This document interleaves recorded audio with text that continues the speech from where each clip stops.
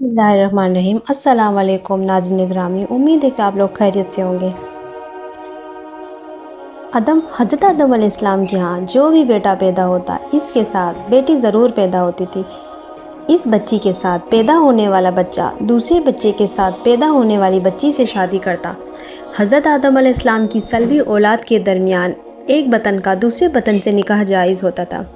जब हज़रत आदम अलैहिस्सलाम और बीबी हवा दुनिया में आए और तौलीद तनासुल का सिलसिला शुरू हुआ, तो हर एक हमल से उनके दो बेटे पैदा होते थे, दो बच्चे पैदा होते थे, एक लड़का और दूसरी लड़की। इस वक्त जबकि आदम अलैहिस्सलाम की औलाद में बहरीन भाइयों के कोई और न था और भाई बहन का आपस में निकाह नहीं हो सकता, तो अल्लाह ताला ने इस वक्त की ज़रूरत के लिहाज से शरीयत आदम अलैहिस्सलाम में ये खसूसी हुक्म जारी फरमाया था कि एक हमल से जो लड़का और लड़की पैदा हो वो आपस में हकीकी बहन भाई हैं और इनके दरमियान निकाह हराम होगा। लेकिन दूसरे हमल से पैदा होने वाले लड़के के लिए पहले हमल से पैदा होने वाली लड़की हकीकी बहन के हुक्म में नहीं होगी, बल्कि इनके दरमियान रिश्ता मुनाहकत जायज़ होगा। हज़रत आदम अलैहिस्सलाम की शरीयत में ज़रूरत तौलीद तनासुल की वजह से ये जायज़ था, इसके अलावा और कोई शक्ल न थी। इसको अल्लाह ताला ने इस वक्त जायज़ फरमाया था, क्योंकि बाद में इसकी ज़रूरत ना रही, इसलिए फिर हज़रत आदम अलैहिस्सलाम के बाद आने वाली हर शरीयत में इसको मना कर दिया गया। कोई बहन भाई आपस में शादी ना करे। तफसीर मज़हरी में है, हज़रत हवा रज़ियल्लाहु अन्हु के बतन से हज़रत आदम अलैहिस्सलाम की 40 औलादें हुई। नाज़रीन ग्रामी, हमल से पैदा शुदा लड़का लड़की बाहम हकीकी बहन भाई की तरह थे और इनका बाहम निकाह दुरुस्त नहीं था, जबकि दूसरे हमल से पैदा शुदा होने वालों के लिए इस तरह से थी। यही वजह है कि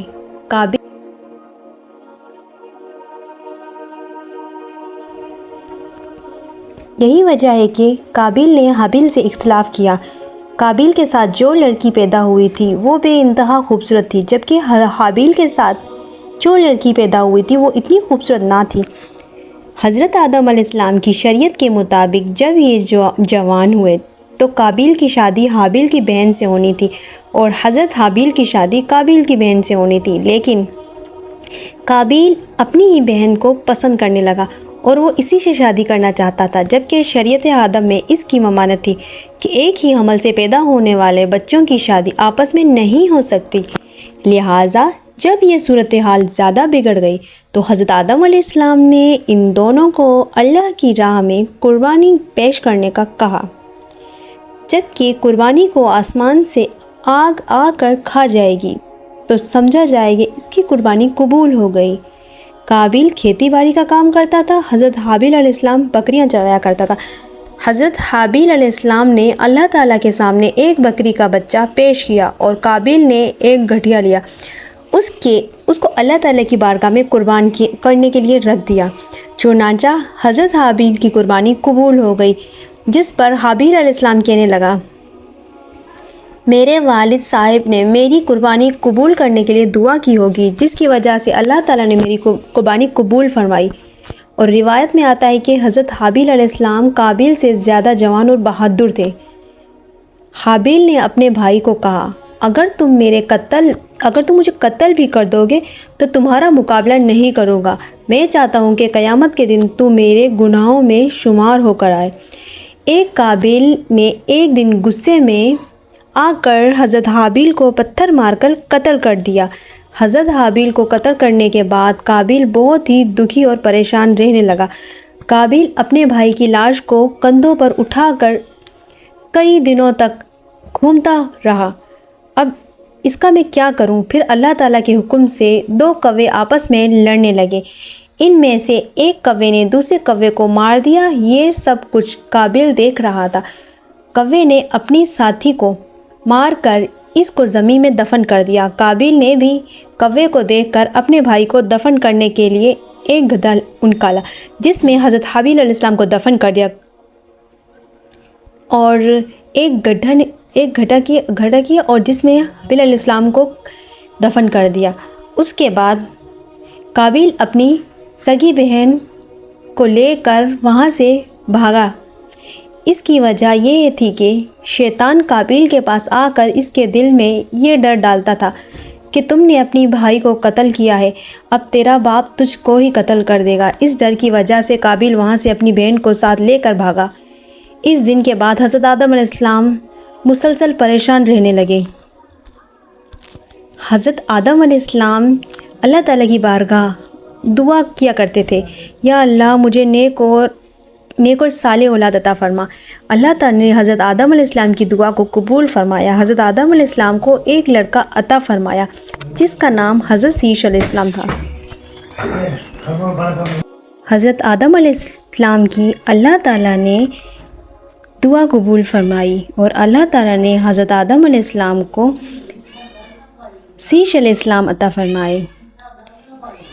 حضرت شیش علیہ السلام کو مقرر کر دیا، ان کو حکم دیتے ہوئے کہا کہ اپنے بھائی قابیل سے ہمیشہ دور رہنا۔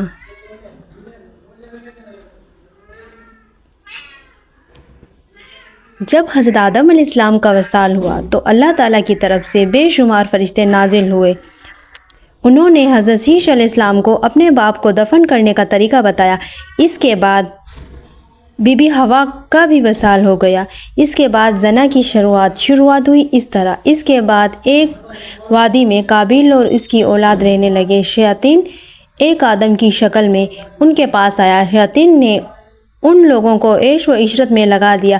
شیاطین نے ان کو ایسے کپڑے اور گانے بجانے کے طریقے سکھائے کہ وہ کبھی بھی ان کو بھول نہ سکے۔ انہوں نے ایک دن میلے کے لیے مقرر کیا جس پر وہ برہنہ عورتیں اور مرد اکٹھے شرکت کرتے تھے۔ ان میلے پر طرح طرح کے گانے اور موسیقی کی آواز ہوتی تھی۔ اس طرح جو شخص مومن تھے ان کو بھی یہ آوازیں سنائی دیتی تھیں۔ ایک دن ایک مومن کے دل میں خیال آیا کہ میں یہ سب کچھ میں قریب سے دیکھنا چاہتا ہوں۔ ایک دن وہ مومن اپنے ساتھیوں سے چوری وہاں سے نکلا اور قابیل کے لوگوں کے پاس آ گیا۔ اس نے دیکھا کہ قابیل کی اولاد بے حیائی اور فضول کاموں میں لگی ہوئی ہے۔ اس شخص نے وہاں جا کر دیکھا تو وہ عورتیں بہت ہی خوبصورت اور حسین تھیں۔ اس حوالے سے روایت میں آتا ہے کہ حضرت شیش علیہ السلام اور اس کے ساتھی بہت ہی حسین و جمیل اور جوان تھے۔ ان کی نسبت ان عورتیں زیادہ پیاری نہ تھیں، کیونکہ قابیل کی اولاد میں لڑکی تو بہت ہی پیاری تھی، لیکن ان کی نسبت مرد زیادہ حسین و جمیل نہ تھے، کیونکہ وہ شخص قابیل کی اولاد عورتوں سے بہت ہی متاثر ہوا کرتے تھے۔ اس کے بعد وہ آپس آ گیا۔ اس نے مومن کو بھی ان کی عورتوں کے بارے میں بتلایا۔ ان میں جو کمزور ایمان والے تھے وہ قابیل کی اولاد کی طرف ہجرت کرنے لگ گئے۔ اس کافی حد تک مومن لوگ بھی قابیل کے فتنے میں داخل ہوتے گئے، فضول کاموں میں شامل ہوتے جا رہے تھے۔ اس طرح وہ ایک دوسرے کی طرف مائل ہوتے تھے، جہاں سے زنا جیسے کبیرہ گناہ نے جنم لیا۔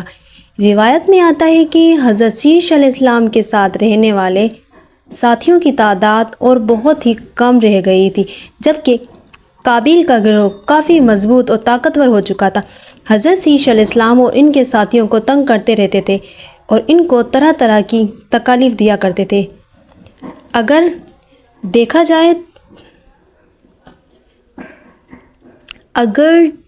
جائے جب قابیل